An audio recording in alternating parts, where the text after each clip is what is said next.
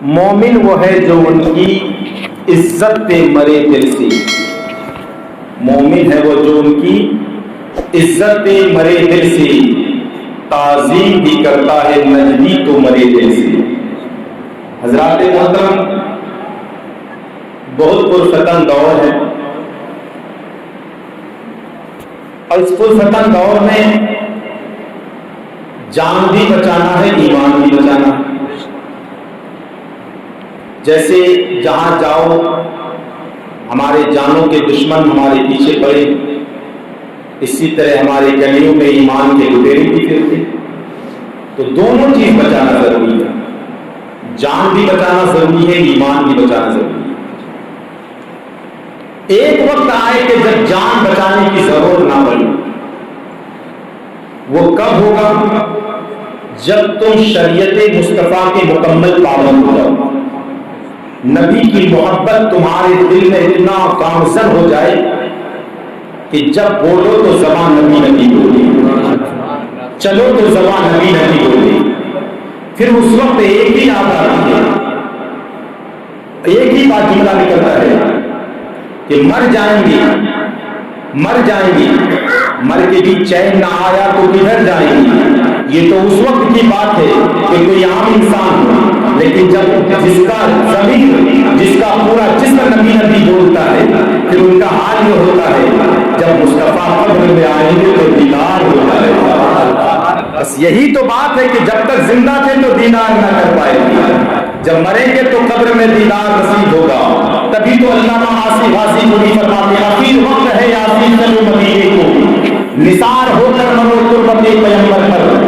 اب تو پھولے نہ سمائے بے کفن میں یاسین, ہے شب گور اس گل سے ملاقات کیا, وہ ملاقات کیا. اور سب سے زیادہ کیا نزدیک تعظیم بھی کرتا ہو, نزدیک تو مرے دل سے. سب سے زیادہ ہے اپنے نبی سے محبت, اپنے نبی سے الفت. یہ ہماری ایمان کی اصل چیز ہے.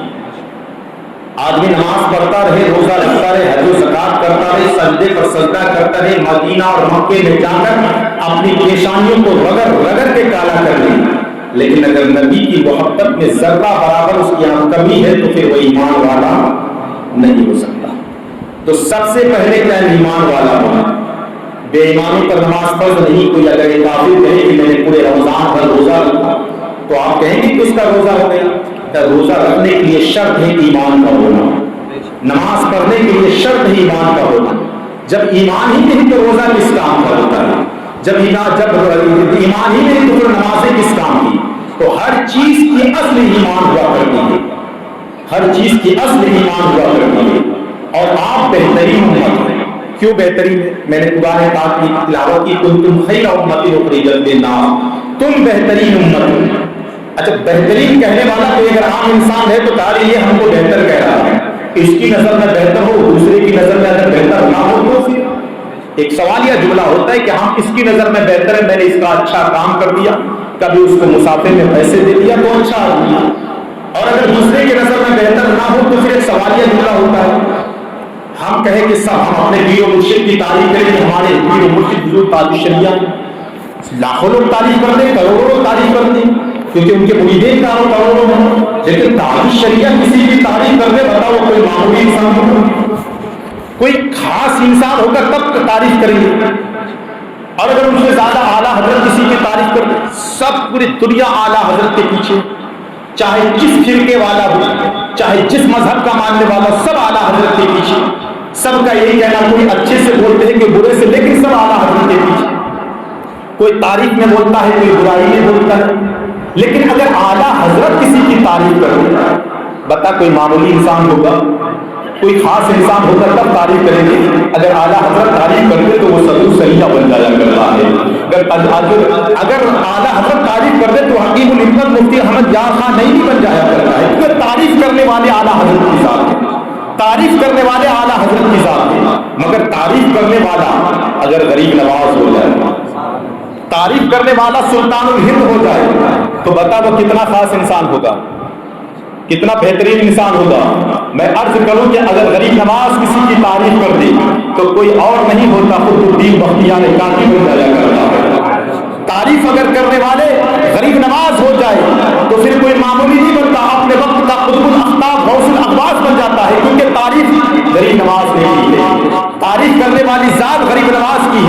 لیکن اگر تعریف کرنے والا غوث اعظم ہو جائے، تعریف کرنے والا پیرانے پیر ہو جائے، تعریف کرنے والے روشن ضمیر ہو جائے، بتا وہ کتنا معمولی نہیں ہو، کوئی خاص ہی انسان ہوگا جس کی تعریف غوث اعظم نے کی ہوگی، جس کی تعریف غوث اعظم پیرانے پیر کی ہوگی۔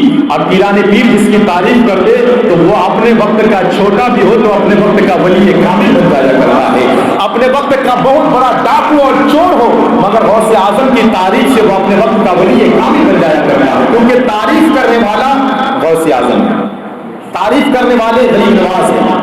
اگر یہی تعریف میرے مصطفیٰ کسی کی کر دے، میرے آقا کسی کی تعریف کر دے، میرے ماوا و مچا کسی کی تعریف کر دے، بتا وہ کوئی معمولی ہوگا؟ بہت ہی خاص ہوگا۔ سرکار اگر تعریف کر دے تو ابو بکر رہے صداقت کے تاجدار ہو جائے، عمر رہے تو عدالت کے شہسوار بن جائے، علی رہے تو حیدر کرار بن جائے، عثمان رہے تو سخاوت کے پیکر بن جائے۔ میرے سرکار تعریف کر دے تو اپنے وقت کا کوئی اگر چھوٹا ادنا بھی ہو تو وہ اعلیٰ بن جائے، کیونکہ تعریف مصطفیٰ نے کی ہے، تعریف میرے آقا نے کی ہے۔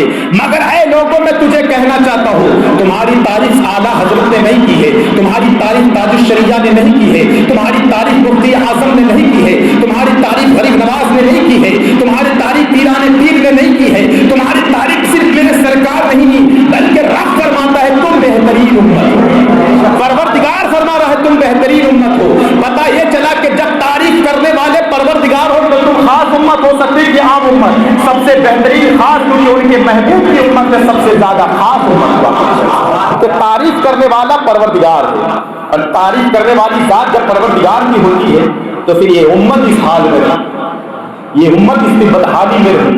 تعریف کرنے والا رب نے فرمایا، پروردگار نے فرمایا تم بہترین امت ہو، کنتم خیر امت اخرجت للناس، لوگوں میں سے تم کو نکالا گیا بہترین امت۔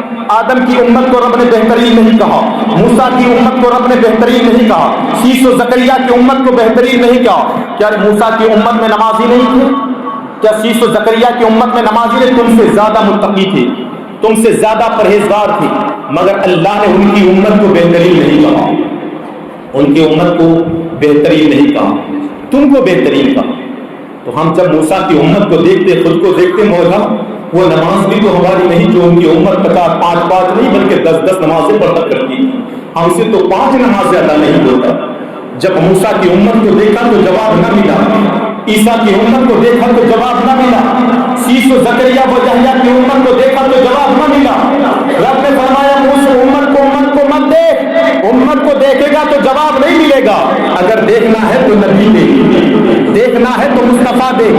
جس طرح میرا محبوب تمام نبیوں سے افضل و اعلیٰ ہے اسی طرح ان کی امت بھی سب سے افضل و اعلیٰ ہے، جس طرح میرا محبوب سب سے افضل و اعلیٰ ہے تو دیکھنا ہے تو مصطفیٰ جان رحمت کو دیکھ۔ تم بہترین امت، خاص امت ہو۔ کیوں خاص امت ہو؟ کیونکہ تم کو لوگوں میں سے نکالا گیا، تم بھلائی کا حکم دیتے، برائیوں سے روکتے، یہ اصل جملہ ہے۔ تم بہترین امت اس لیے کہ تم بھلائی کا حکم دیتے۔ کتنے لوگ بھلائی کا حکم دیتے؟ ہمارا بھائی اگر کوئی غلط کام کرے تو ہم سوچتے بہت اچھا ہے، چلو شراب تو پی رہا ہے، ہم تو زیادہ پیسے والے بن جائیں گے، میرا بھائی شرابی بن کے 2-4 سال میں ختم ہو جائے، یہ ہم اپنی بہتری دیکھیں۔ ہمارا بھائی اگر سٹے بازی کھیل رہا ہے تو ہم کو سب سے زیادہ خوشی ہو رہی ہے، ہمارا بھائی اگر گردن کی ٹھوکریں کھا رہا ہے، پیسے کے مارے پھر رہا ہے تو ہم کو سب سے زیادہ خوشی ہو رہی ہے۔ یہ ہم بہترین امت ہے، نہ نمازیں ہماری مکمل ہے، نہ روزہ مکمل ہے، پھر بھی بہترین امت ہے۔ اللہ اکبر۔ آج لوگوں کی کیفیت کو دیکھ کر یہ پتا چلتا ہے کہ ہم کس لیے بہتر کہے گئے۔ نہ نمازیں ہماری مکمل ہے، رمضان کے نمازی تھے وہ بھی 10 روزہ نماز پڑھنے والے، پھر رمضان بھی 15 دن گزر گیا، مسجدیں خالی ہو گئی، اب تو رمضان نکل گیا تو اب تو مسجدوں میں آنا ہی نہیں، ہم تو قسم کھا کے بیٹھے ہیں کہ جمعہ کے دن نماز پڑھیں گے۔ ذرا ہم بہترین امت، ہم بہترین، ہماری بہتری ہمارے اندر ہے کیا؟ کوئی ایسا کام تو نہیں دکھ رہا ہے کہ ہم بہتر ہو جائیں۔ نمازوں کا حال یہ ہے کہ نہ سجدے پر سجدہ ہے، وہ صحابہ تھے جن کے سجدے بھی مکمل تھے، مگر اگر ان کا سب سے زیادہ اگر کوئی تھا تو محبت ہوتی کہ سرکار سے اتنی محبت اور اتنی دلچسپی تھی کہ وہ ہر چیز کو چھوڑ دیتے تھے، صرف ایک ہی ذات تھی کہ مصطفیٰ قبول کر لیں، مصطفیٰ قبول کر لیں۔ اور میرے سرکار جس کو قبول کریں گے تو پھر وہ خاص نہیں ہوتا، عام نہیں ہوتا، پھر وہ سب سے بڑا خاص ہو جائے۔ حضرات محترم، اللہ نے ہم کو بہترین کہا ہے، اور بہترین کا مطلب یہ ہے کہ ہم بہترین امت بننے کا جو معاملات ہے امت بہترین امت کہلائے کیسے، ہم کیسے اپنے آپ کو بہترین ثابت خود کو کرنا ہے۔ آج ہمارے بھائی نوجوان پریشان ہیں، کچھ لوگوں کا عالم یہ ہے کہ در در کی ٹھوکریں کھاتے ہیں رزق کے مالے۔ آج ہمارے فلسطین کے بھائیوں کو دیکھ ایک دیوالی کے لیے ترس رہے ہیں۔ آج تو ہمارے پاس کھانا تھوڑا زیادہ آ جائے تو ہم باہر کچرے کے ڈھیر میں ڈال دیتے ہیں۔ کبھی ہمارے توفیق نہیں ہوئی کہ ایک اناج جو ہم کو کھانے کے لیے رب نے وہ نعمتیں دی ہے، جب ہم پیٹ بھرتے ہیں تو اس کی طرف دیکھنا بھی گوارا نہیں کرتے، پھر ہم بہترین کہتے ہیں۔ ہمارے پاس کوئی عمل نہیں ہے، پھر ہم عالم یہ کہ ہم لوگوں کو کہتے ہیں کہ ایسا کرو گے تو حساب دینا پڑے گا۔ کیا حساب ہم کو دینا پڑے گا؟ سب کو حساب دینا پڑے گا۔ کل قیامت کا دن ہوگا، نفسی نفسی کا عالم ہوگا، حیران و پریشان ہوں گے لوگ، ایک ایک قطرے قطرے کا حساب لیا جائے گا۔ جو تو نے کھایا اس کا بھی حساب ہوگا، جو تو نے پہنا اس کا بھی حساب ہوگا، جو تو نے تیرے ساتھ زندگی بھر تو نے کس کے ساتھ کیا کیا اس کا بھی حساب ہوگا۔ کل قیامت کا دن ہوگا، تمہارے پڑوسی کا جو حق تھا وہ ادا نہیں کیا اس کا بھی حساب دینا پڑے گا، تمہارے رشتہ دار کا تم نے حق ادا نہیں کیا اس کا بھی حساب و کتاب دینا پڑے گا۔ ایسا نہیں کہ کل میں نے زیادہ کیا تو لوگ ڈرا دیں، تمہارے پاس تم کو حساب و کتاب دینے پڑے گا۔ حساب و کتاب صرف ہم کو نہیں، ہر ایک فرد کو حساب دینا پڑے گا۔ محشر میں کوئی عورت ہوگی کہ مرد ہوگا اعمال سے پریشان، ہر ایک فرد ہوگا۔ دوزخ میں جائیں گے تو آقا کو درد ہوگا، اللہ کیا جہنم اب بھی نہ سرد ہوگا۔ رو رو کے مصطفیٰ نے دریا بہا دیے، رو رو کے مصطفیٰ نے دریا بہا دیے۔ وہ کل قیامت کا دن ہوگا، نفسی نفسی پکارتے ہوں گے، ایک ایک نیکی کے لیے ادھر ادھر بھٹکیں گے، کوئی ایک نیکی دینے والا نہیں ہوگا۔ پروردگار اس کی دوسرے دن میرے سرکار کی ذات بابرکات ہوگی جو گنہگاروں کی شفاعت کرے گی۔ حضرات اس دن اگر ایک نیکی دینے والا، تمہارے ماں باپ جس کی وجہ سے تم نے اتنی نعمتیں اکٹھا کیا کہ میرے ماں باپ سکون سے رہے، کل اگر وہ بیٹا کہنے سے انکار کر دیا تو کیا کرے گا؟ جس بیٹے کے لیے تم نے لوگوں کے لاکھوں ہضم کر دیا، تم نے ذرا سا اف تک نہیں کیا، سٹے بازی کھیل کر اپنے بیٹی کی پرورش کی، جوئے بازی کھیل کر اپنے بچوں کی پرورش کی، شراب نوش شراب بیچ کر تم نے اپنے بچوں کی پرورش کی، کل اگر یہ بیٹا تمہیں کہہ دے کہ میں تجھے پہچانتا نہیں، بتا تو نے جو اتنے مال اکٹھا کیا کس کے لیے اکٹھا کیا؟ کل اگر تمہیں بات کہنے سے انکار کر دی، اور انکار کر دے کیا انکار کر دیا گا کر دے گا، وجہ کیا ہے کہ کل قیامت کے دن جب سب نفسی نفسی پکاریں گے، بیٹا آج میری سفارش کرو، میں تیرا باپ ہوں، دنیا میں تجھے میرا باپ، تو مجھے باپ کہتا تھا کام میں تجھے پہچانتا نہیں۔ اب اپنی اپنی دیکھیے آپ کو پہچانتے نہیں۔ ماں وہ سب سے زیادہ محبت کی مامتا جس کی بات کی آتی ہے کہ آپ صرف انسانوں میں نہیں جانور کی بھی مثال دیا کہ اگر مامتا دیکھنا ہے تو جانوروں میں بھی دیکھو، اپنے جسم کو دوپہر میں ڈالنے کے بعد اپنے بچوں کی حفاظت کرتی ہے، مگر کل قیامت کے دن اگر وہ ماں کہتے بیٹا میں تجھے پہچانتی نہیں، بتا تیرا کیا حال ہوگا۔ کوئی سب جب تم کو اپنا تو صرف تمہارے ساتھ تمہاری نیکیاں رہی، اس کے علاوہ کچھ نہیں رہتا۔ اے لوگوں اپنی نیکیوں کو کثرت کرنے، نیکیوں کی کثرت کرنے کی کوشش کرو، کیونکہ وقت ہمارے پاس بہت مختصر ہے۔ پچھلے سال رمضان کا مہینہ تھا، کئی لوگ ہمارے مسجد میں ایسے ہوں گے کہ آئے تھے نماز پڑھنے، اللہ نے ان کو توفیق دے دی، دنیا سے پردہ کر کے اس سال ہمارے درمیان نہیں۔ پتہ نہیں اتنے لوگوں کے درمیان کون ہمارے بیچ ہے، اگلے سال ان کو موقع ملے نہ ملے۔ حضرت کسی بزرگ سے پوچھا کہ نا کہ عبادت کا صحیح ٹائم کیا ہے، صحیح وقت کیا ہے؟ انہوں نے کہا عبادت کا صحیح وقت جو ہے وہ مرنے سے ایک دن پہلے ہے، انتقال سے ایک دن پہلے۔ کہا انتقال سے ایک دن پہلے کسی نے دیکھا کیسے کہ انتقال سے ایک دن پہلے؟ کہ جب دیکھا نہیں تو ہر دن سوچ کل مرنا ہے، کل انتقال ہونا ہے، اور جب یہ دل میں خیال رہے گا تو پھر گناہوں کی طرف کبھی نہیں جائے گا، وہ خطاؤں کی طرف کبھی نہیں جائے گا، وہ نماز کی بالکل پابندی کرے گا۔ میں آپ کو نہیں کہتا کہ آپ نے اتنے عالیشان مسجد بنا دیا تو مسجد میں 5 ٹائم حاضر ہوا کرو، آپ کو مسجد آنے کی فرصت نہیں ہے، جہاں موقع ملے وہی نماز پڑھ لیا کرو۔ میرے سرکار عالم صلی اللہ علیہ وسلم سے آنے سے قبل حضرت موسیٰ علیہ السلام و تسلیم کی امت اگر اس کو عبادت کرنا ہوتا تو ایک خاص مقام پر آیا کرتے تھے، وہیں جا کر عبادت کیا کرتے تھے۔ حضرت عیسیٰ کی امت ایک مقام پر آ کر عبادت کیا کرتے تھی، مگر اللہ تبارک و تعالیٰ کی اتنا بڑا احسان عظیم ہے کہ اللہ نے اپنے محبوب کو جل بگر کیا، قدم جو ہی زمین پر پڑے اللہ نے پورے ہوئے زمین کو مسجد بنا دیا۔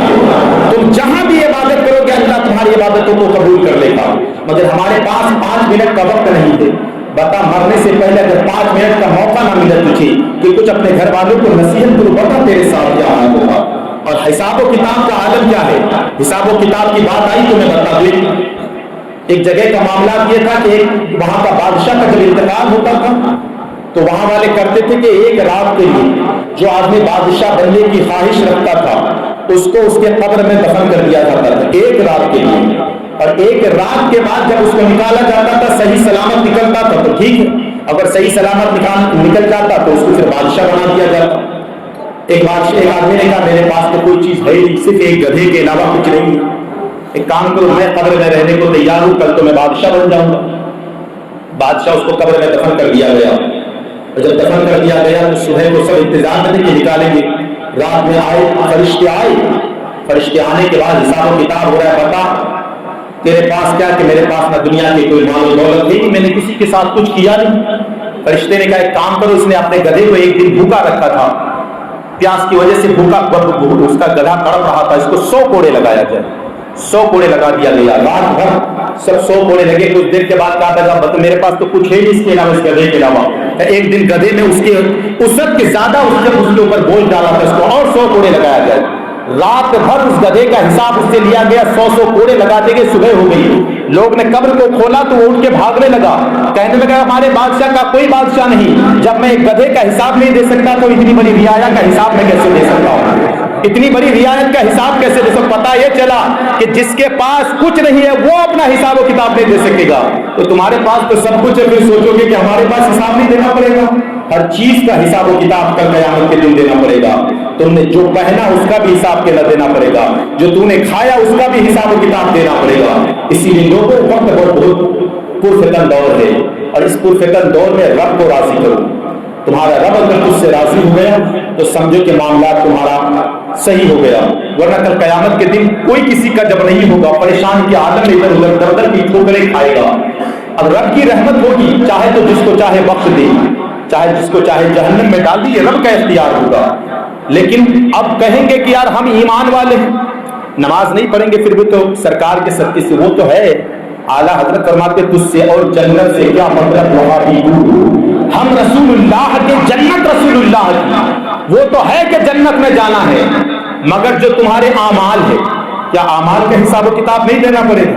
اور اعمال کا جب حساب و کتاب دینا پڑے گا تو اب کسی کو کہا کہ اس کو ایک دن جہنم میں ڈال دیا جائے، ایک دن۔ اور جہنم کی آگ کیا ہے؟ میرے سرکار فرماتے ہیں کہ جبرائیل، میں نے کیا بات ہے کہ آج تک میکائیل کو ہنستے ہوئے نہیں دیکھا۔ حضرت سیدنا امام غزالی رحمۃ اللہ علیہ اپنی کتاب مکاشفۃ القلوب میں واقعہ درج کرتے، کیا بات ہے میں نے جبرائیل کو، میکائیل کو ہنستے ہوئے نہیں دیکھا۔ حضرت جبرائیل عرض کرتے میرے حضور، جب سے اللہ نے جہنم کو پیدا کیا جبرائیل نے ہنسنا بند کر دیا ہے۔ کہ جہنم کی کیفیت کیا ہے؟ اللہ نے 1000 برس آگ کو جلایا ہے، 1000 برس آگ کو جلایا تو آگ لال ہو گئی تھی، پھر اللہ نے اسی آگ کو 1000 برس اور جلایا، وہ آگ سفید ہو گئی، پھر اللہ نے اس آگ کو 1000 برس اور جلایا، وہ آگ کالی ہو گئی۔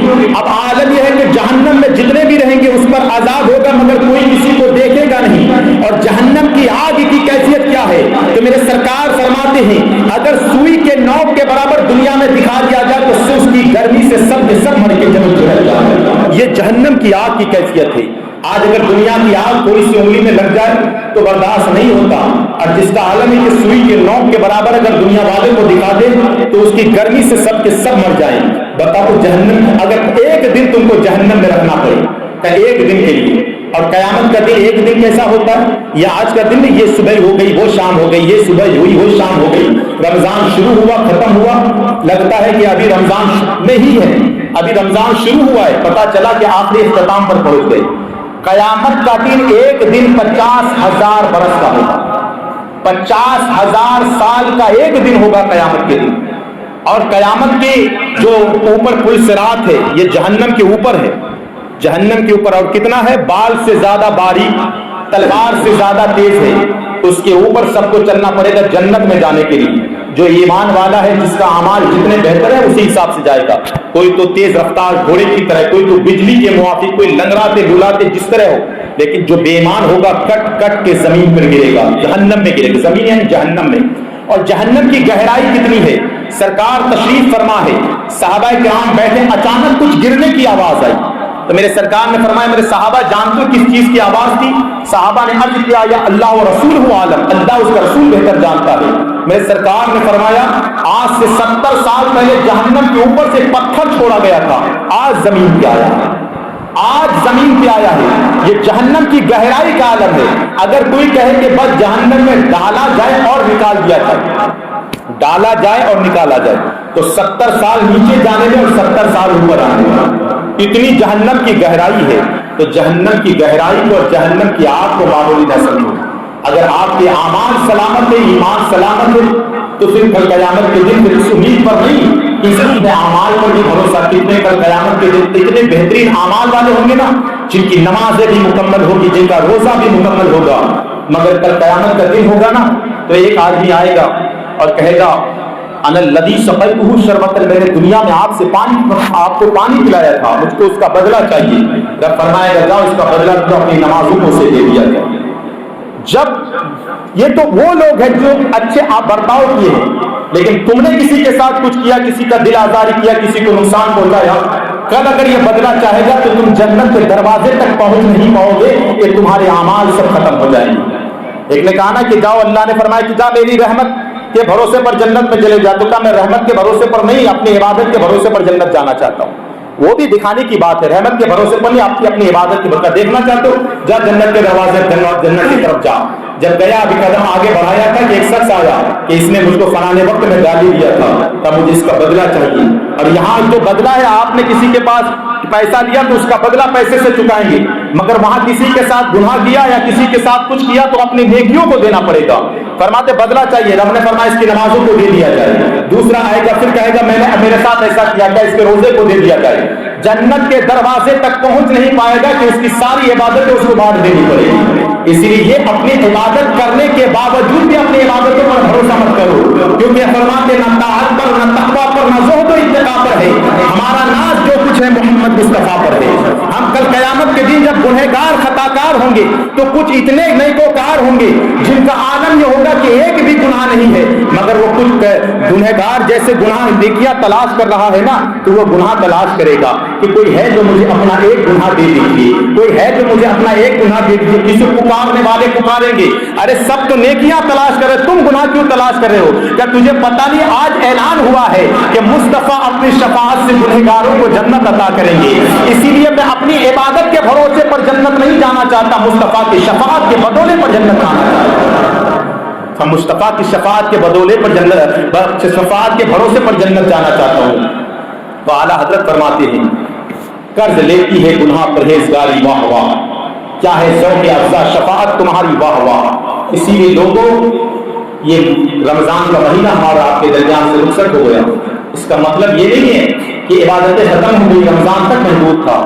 مسجدیں اب بھی کھلی ہوئی ہے جس طرح رمضان میں کھلا ہوا تھا، وضو خانے اسی طرح بنے ہوئے ہیں، وہ وضو خانہ توڑا نہیں جائے گا، اسی طرح بنی ہوئی ہے تاکہ آپ کی تعداد کثرت سے رہے تو وضو خانہ نیچے کا بھی چالو رہے۔ آپ کو نماز کی پابندی کرنی ہے اور اس بات کو اپنے ذہن میں ذہن نشی کر لیجیے، کیا بھروسہ ہے زندگانی کا، آج بھی گلگلا ہے پانی کا، ہائے غافل ہو کیا جگہ ہے جہاں 5 جاتے ہیں 4 پھرتے ہیں، کوئی بھروسہ نہیں ہے۔ کتنے لوگ تھے پچھلے سال رمضان میں گلے ملنے والا انسان دوسرے دن ہمارے درمیان سے چلا گیا، دوسری ہی دن گلے مل کے گیا، دوسرے دن اٹیک آیا چلا گیا۔ ابھی کوئی بڑھاپے کی دہلیز پر قدم بھی نہیں رکھا تھا، بال سفید بھی نہیں ہوئے تھے، لیکن ہمارے درمیان سے رخصت ہو گیا۔ تو کس بھروسے پر کہ ہمارے بال سفید ہو جائیں گے، جب ہم ڈنڈا لے کے چلنے کے قابل آئیں گے تب ملک الموت ہمارے گھر پہ آئے گا؟ اس بات پر کبھی بھروسہ مت کرنا۔ کب تمہاری زندگی کا حق فرماتے ہیں کہ ہر آدمی کو ملک الموت دن میں اس کے چہرے کو 3 مرتبہ دیکھتا ہے، جس دن اس کا ٹائم، جس وقت اس کا ٹائم پورا ہو جاتا ہے پھر وہ روح قبض کر لیتا ہے۔ جب اس کے گھر والے روتے نا تو ملک الموت کہتا میری کوئی گارنٹی نہیں، میری کوئی خطا نہیں ہے، رب نے جتنا متعین کیا تھا میں نے اپنے وقت پر وہی کام کیا ہے۔ لوگ کہتے نا کہ یہاں نہیں جاتا تو یہ نہیں ہوتا، وہاں نہیں جاتا تو وہ نہیں ہوتا، یہ صرف لفظ بات ہے۔ ہر آدمی کو اپنے وقت مقررہ پر اپنی جگہ پر خود بخود پہنچ جانا ہے۔ اسی لیے لوگوں یہ وقت بہت پرفتن دور ہے، ایمان کو بھی بچاؤ، اپنی جان کی بھی حفاظت کرو، کیونکہ جان کے دشمن چاروں طرف لے کے گھوم رہے کہ مسلمانوں کو مارا جائے، کاٹا جائے، لیکن ہم کو جان کی پرواہ اس وقت تک نہیں ہے جب تک ہمارے دل میں ایمان کا ایک ذرہ موجود ہے. جان کی فکر وہی کرتا ہے جس کے دل میں ایمان نہیں رہتا. ہم تو سوچتے ہیں کہ اگر مر جائیں گے کوئی مار دے گا تو شہید کا درجہ رہتا ہے. ہم تو اس امید پر جی رہے ہیں اگر میدان جنگ میں نکل گئے واپس ہو جائیں گے تو غازی کہلائیں گے, شہید ہو گئے تو شہادت کا مقام عطا فرمائے گا. مگر ایمان بچانا یہ سب سے اہم بات ہے. اپنے ایمان کا ذکر قرآن پاک میں نہ جانے کتنی جگہ فرمایا, یا ایھا الذین آمنوا, اے ایمان والو, اے ایمان والو, اے کیوں فرمایا؟ کیونکہ ایمان ہونے کے باوجود لوگ غلط کام کر رہے ہیں. رب نے فرمایا یا ایھا الذین آمنوا ادخلوا فی السلم کافہ, اے ایمان والو اسلام میں مکمل طور پر داخل ہو جاؤ. مکمل طور پر داخل ہونے کے بعد یہ ہے کہ ہم ایمان والا ہو کر اگر شراب پیے تو ہم نے اسلام کو سمجھا نہیں ہے. ہم ایمان والا ہو کر اگر جوا کھیلے, سٹے بازی کرے تو پھر ہم نے ایمان کو اسلام کو سمجھا نہیں ہے. اسلام میں داخل ہونے کا مطلب یہ ہے کہ اسلام نے جو پابندیاں تمہارے اوپر عائد کر دی ہے اس پابندیوں پر کھڑے رہو اور اس پر بالکل ایک دم پابند ایسا ہو جاؤ کہ ہماری نماز جس طرح ہم نے رمضان میں پابندی کی, مولا پورا 11 مہینہ بھی اسی طرح پابندی کروں گا انشاءاللہ. بولیے انشاءاللہ نماز کی پابندی کروں گا. دوسری بات اپنے بڑوں کا ادب ضرور کروں گا, اپنے چھوٹوں پر شفقت ضرور کروں گا. مولا کریم ہمارے عمر کو طویل کر دے کہ ہمارے بچے جب تک ہم دنیا میں رہیں گے اپنے خاندان در خاندان کو سب کو مصطفیٰ کا دیوانہ بنا کر دنیا سے جائیں گے. یہ چیز ہمارے اندر ہونی چاہیے کہ مصطفیٰ کا دیوانہ مصطفیٰ کا غلام بنا دو, کیونکہ جو مصطفیٰ کا دیوانہ بن جاتا ہے وہ دنیا میں بھی اپنے ماں باپ کی پرواہ کرتا ہے, انشاءاللہ میدان محشر میں بھی اس کے نجات کا ذریعہ بن جایا کرتا ہے. جب کل قیامت کا دن ہوگا, بس ایک آخری جملہ سنو, کل قیامت کا دن ہوگا نا, اس لیے اپنے بچوں کو دین کی تعلیم دیا کرو, حافظ قرآن بناؤ, عالم دین بناؤ. کل قیامت کا دن ہوگا, میرے سرکار کے سر پر شفاعت کا صحرا بنوایا جائے گا تو میرے سرکار فرمائیں گے العلماء ورثۃ الانبیاء, میرے علماء جو ہے انبیاء کے وارثین ہے. اے میرے امت کے علماء حفاظ, آج تم بھی جس کی شفاعت کرو گے اللہ اس کو بھی جنت عطا فرمائے گا. تو اپنے بچوں کو اس قابل بناؤ کہ کل قیامت کے دن تمہارے بخشش کا ذریعہ, کم سے کم اتنا تو بنا دو کہ تمہارے قبر میں فاتحہ پڑھنے والا بن جائے. فاتحہ پڑھنے والا ضرور بن جائے, کیونکہ جس کے بیٹے اگر اس کے قبر باپ کے قبر پر آ کر 3 مرتبہ قل اللہ پڑھ دیتا ہے, اللہ اس کے صدقہ جاریہ اس کے باپ کو جنت عطا فرما دیا کرتا ہے. اسی لیے لوگوں اپنے بچوں کو کم سے کم دینی تعلیم دو.